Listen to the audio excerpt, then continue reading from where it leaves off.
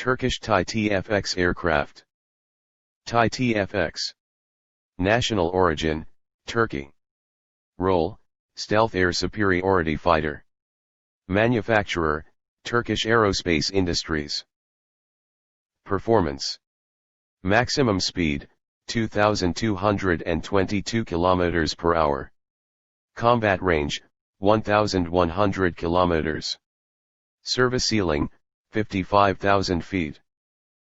Power plant.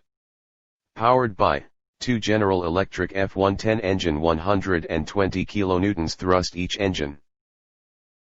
Missiles.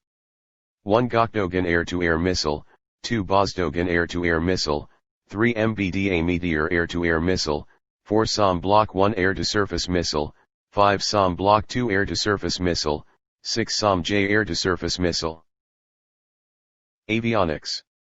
IRFS, AESA radar, electronic warfare, advanced navigation features, ICNI, or integrated communications navigation identification. Avionics, integrated electro-optical systems, IEOS, infrared search and track, IRST, electro-optical targeting system, EOTS, advanced cockpit and human machine interface. Thanks for watching. Subscribe my channel, share this video, like this video and comment.